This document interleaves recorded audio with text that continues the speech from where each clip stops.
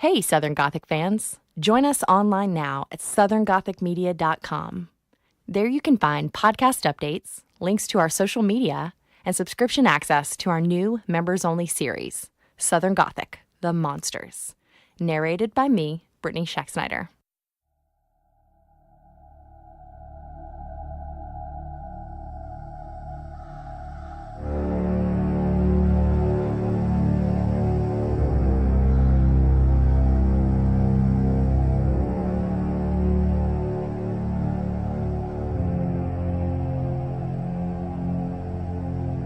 The first instance of the death penalty in America took place in Jamestown, Virginia in 1608, when Captain George Kendall was executed by firing squad for treason after being discovered as a spy for Spain.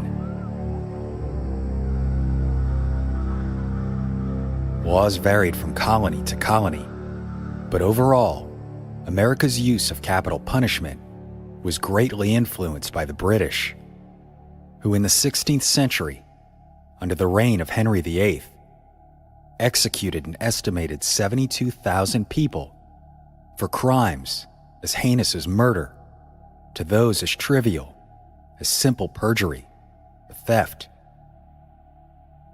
American adoption of the Bill of Rights in 1789 included the Eighth Amendment, which prohibited cruel and unusual punishment.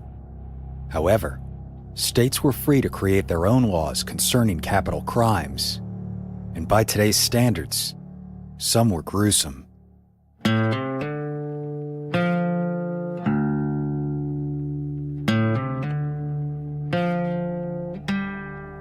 By the mid-19th century, the abolitionist movement gained momentum, pressing states to reduce their use of capital punishment.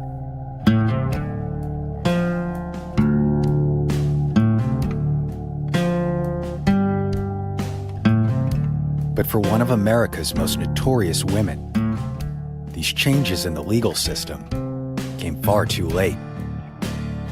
When after being put to death for the crime of highway robbery, the reality of her crimes became infused with fiction, fueling the legend that the violent and unrepentant outlaw named Lavinia Fisher was the first female serial killer in the United States.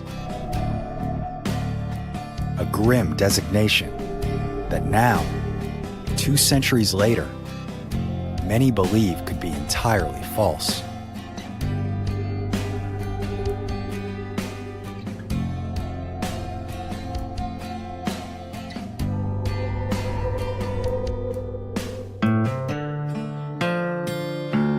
My name is Brandon Schexnayder, and you are listening to Southern Gothic.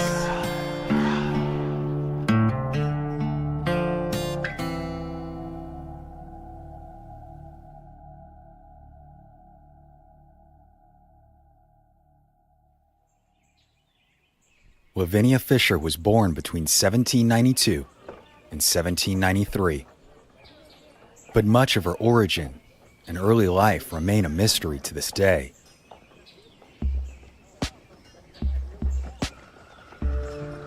Most claim she spent much of her life in the United States, possibly near Charleston, South Carolina, but no known documentation identifying anything about her or even her parents or place of birth have been found, resulting in Lavinia Fisher as a historical figure to seemingly appear from nowhere, fully formed with her marriage to John Fisher.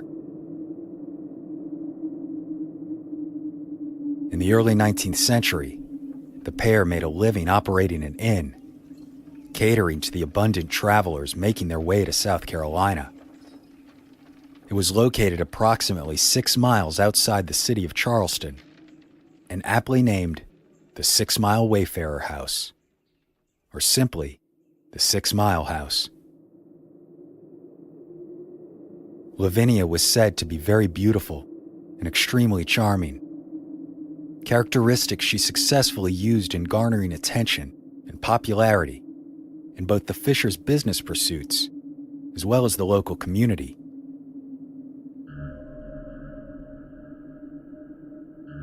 With such a personable demeanor, it was unsurprising that Lavinia would often spend significant amounts of time speaking with the myriad of travelers who came through the doors of the 6 Mile House in search of food and a bed for the night.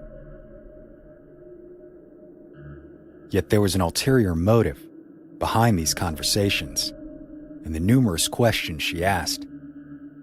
To Lavinia, each conversation and interaction with the customer was a way to determine their value as a potential target.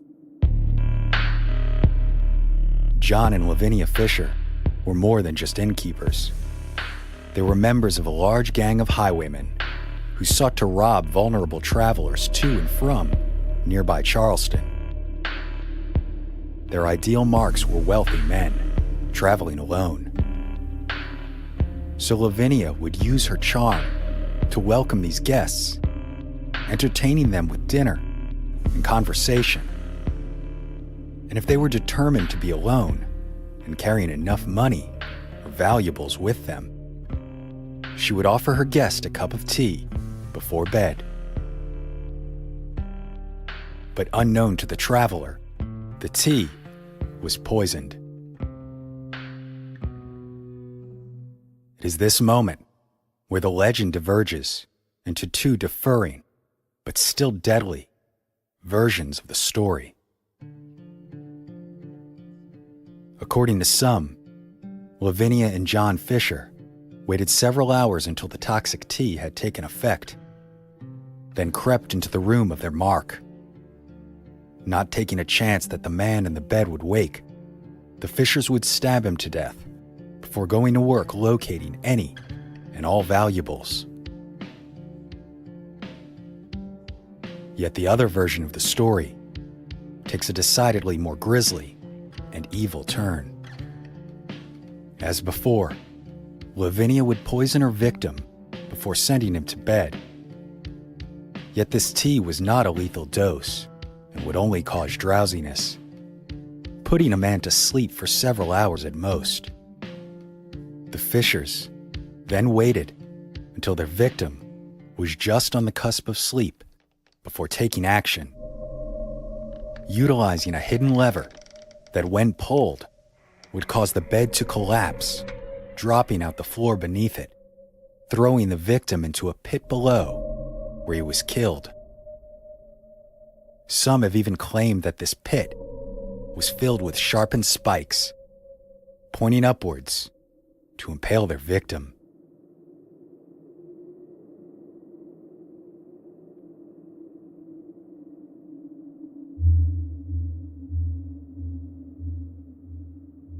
Although the Fishers specifically targeted lone travelers to avoid any unwanted outside attention, people in the community still talked.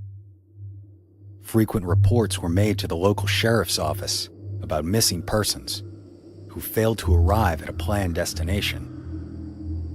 So an investigation was conducted, and although it had been determined that in several instances the missing individuals had been last seen at the 6 Mile Wayfarer House, the authorities were unable to find sufficient evidence to suggest that the Fishers were behind the disappearances.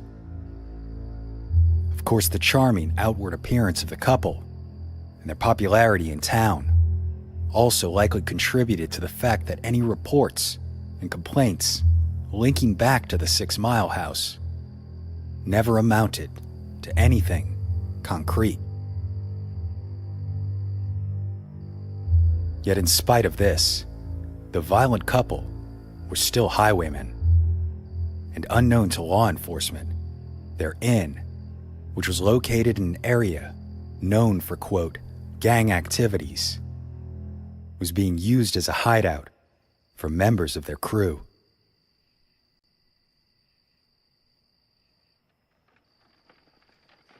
In February 1819, it was reported in the Charleston Post and Courier newspaper that locals had gathered a group of men to travel to the Fishers neighborhood and put an end to the criminal activities occurring there. Reports do not indicate the size of this group of vigilantes, but it is said they approached several houses believed to be housing a gang of, quote, desperados, forcing them out of town. And one of these homes was in fact the Fisher's Inn, whose inhabitants were evicted as well.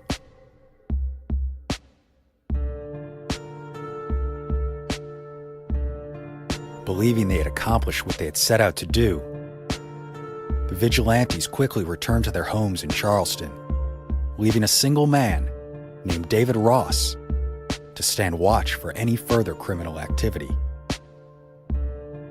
But the following day, he was attacked.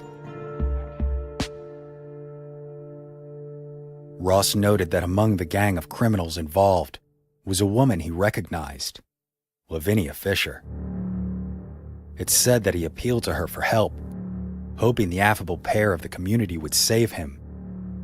But she did not. Instead, he claimed she choked him before slamming his head through a window.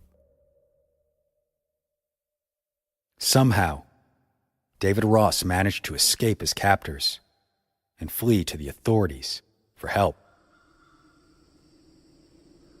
Almost immediately following this incident, it is believed that a traveler named John Peoples arrived at the 6 Mile Wayfarer House, inquiring about an available room for the night. At first, he's told no rooms were free, but Lavinia still invited him to sit down and stay for dinner. Accepting the offer, Peoples ate his meal and spent several hours in conversation with Mrs. Fisher. However, he couldn't help but notice that during all of this conversation, John Fisher sat across the room, staring at him with an unpleasant expression the entire time. Eventually, Lavinia left for a moment and returned to inform him that a room was available after all, offering him a cup of tea before bed. But John Peoples didn't like tea, and in an attempt to not appear ungrateful, he accepted the cup, only to dump out the liquid when his host was unaware. Peoples had started to become suspicious, concerned that the odd behavior of the evening was a sign that he may be robbed in the night. So as not to prove an easy target, if his suspicions were in fact confirmed, Peoples spent the night in a chair rather than his bed. Several hours later, he was abruptly awoken by the loud sound of the bed collapsing through a hole in the floor. His intuition had been correct. Quickly, he escaped out of the bedroom window and rode on to Charleston to alert the authorities.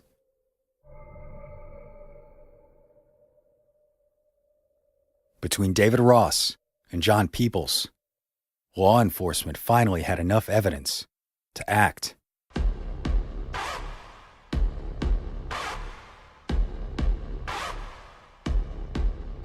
Immediately, police were dispatched to the 6 Mile house, where they discovered John and Lavinia Fisher, along with several other gang members.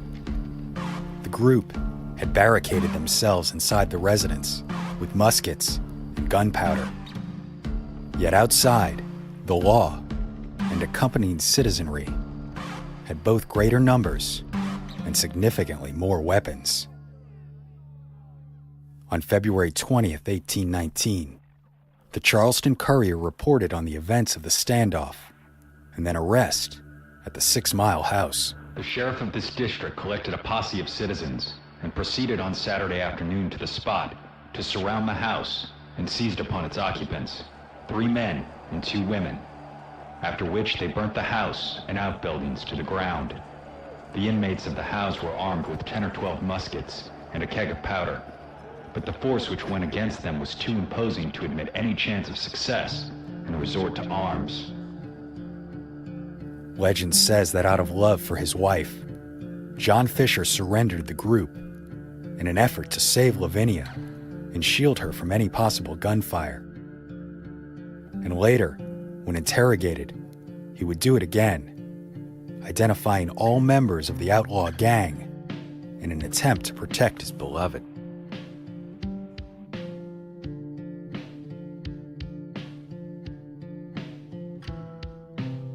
After the Fishers' arrest, the 6 Mile Wayfarer House and surrounding property was thoroughly searched by police. It's said that hidden passages were discovered in the walls and underground, allowing the Fishers to move through the property without being seen by anyone. Also said to be found on the property were personal items that could be traced back to dozens of travelers who'd gone missing in the area. In addition, the sheriff is said to have located the poison-laced tea used to drug victims and the mechanism that opened the floorboards beneath the bed. But most gruesome of all was the discovery of a basement hiding the remains of upwards of 100 people.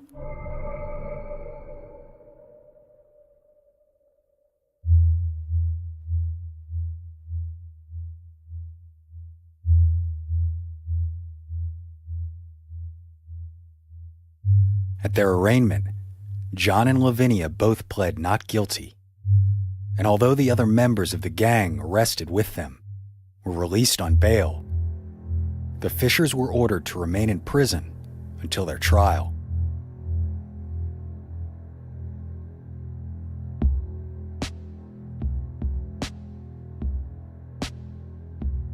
In May of 1819, the trial jury rejected their claims of innocence and found them guilty on the charge of highway robbery, which at the time was still a capital offense carrying a death sentence. However, the Fishers were allowed an appeal and were given a reprieve until the following January. During those intervening months, still in prison, the couple occupied themselves with plans to escape. They were held in a 6-by-8-foot cell in the Charleston jail, now known as the Old City Jail. But their cell had a window, and the prison was not very well guarded. So on September 13th, they attempted to escape with a rope made of prison linens. John went first, but before Lavinia could begin her descent, the rope broke, leaving John free and Lavinia still imprisoned. Once again, John refused to leave his wife and was quickly recaptured.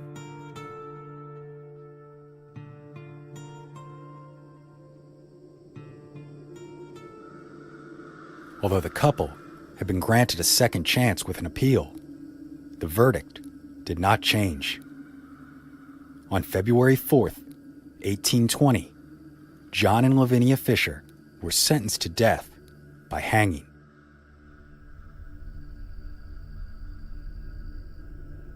Two weeks later, on February 18th, they were brought to the gallows, erected in front of the jailhouse.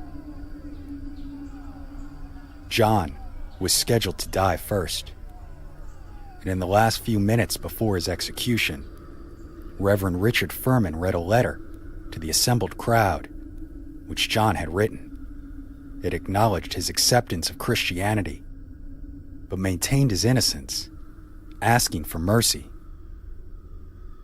After the letter was read, Fisher made one last plea, but then contradicted himself by asking for forgiveness for the wrongs he committed, in spite of just claiming his innocence. Either way, no mercy was granted, and John Fisher was executed by hanging.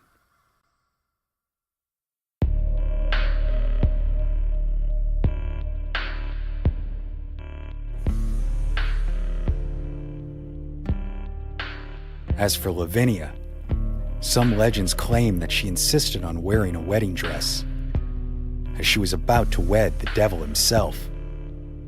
But others say it was a way to entice a man to marry her on the spot. This makes reference to the tradition that married women could not be executed. And by having John Fisher die first, Lavinia would no longer be a wedded woman.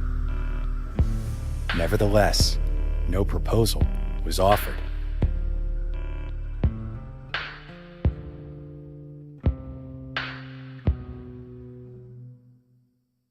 Of course, infamously, Lavinia did not go quietly to her death. She refused to walk to the gallows and had to be picked up and carried to them, ranting and raving the entire way. And in the moment before the executioner tightened the noose around her neck, Lavinia used her last breath to scream at the crowd, "If you have a message you want to send to hell, give it to me. I'll carry it."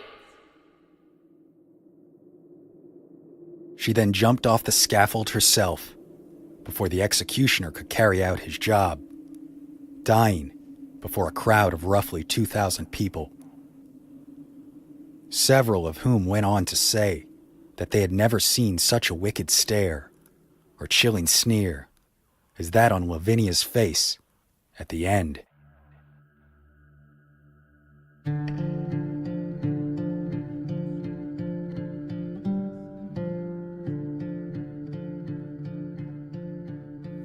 Following Lavinia Fisher's death, her legend has grown more and more infamous over time, infused with more fiction than fact. Most notably, Lavinia Fisher has widely become considered the first female serial killer in American history. But many modern historians doubt she ever actually killed anyone in the first place. Historical records do not support the claim that human remains or a trap bed were ever found in the basement of the 6 Mile House. Several bodies were in fact discovered, buried outside, but no evidence could link them to murderous activities.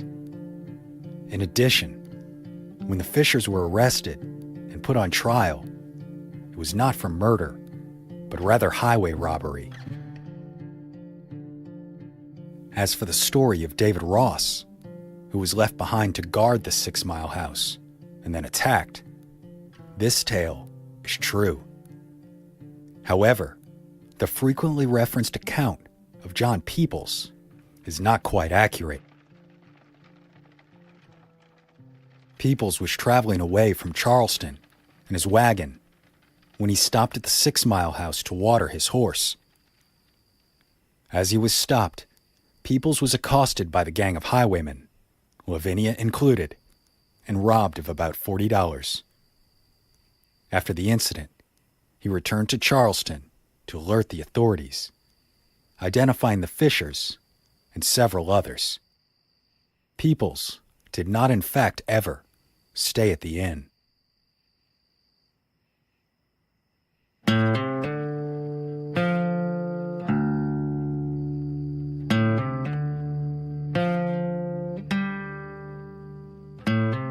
Finally, as visually impactful as Lavinia standing on the gallows in her wedding dress is, this too did not actually happen. This part of the tale is likely a result of a misinterpretation of the truth. Both John and Lavinia went to their deaths wearing the standard garb for the condemned, a loose-fitting white robe worn over their clothes.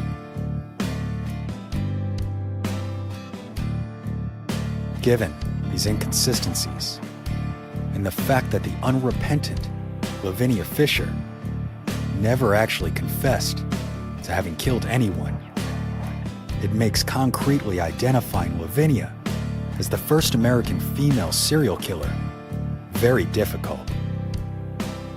Yet it is likely that the very last words she ever spoke were the true culprit of this ever-growing reputation for crimes she did not commit. If you have a message you want to send to hell, give it to me. I'll carry it.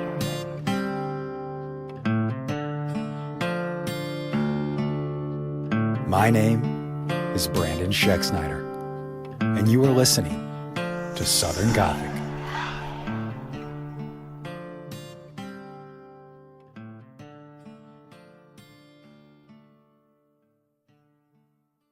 Southern Gothic is an independently released podcast, written and produced by Brandon and Brianne Schexnayder. For special access to members-only content, including access to the series Southern Gothic, The Monsters, as well as updates and links to our social media, visit southerngothicmedia.com today. Lucky Little Shacks.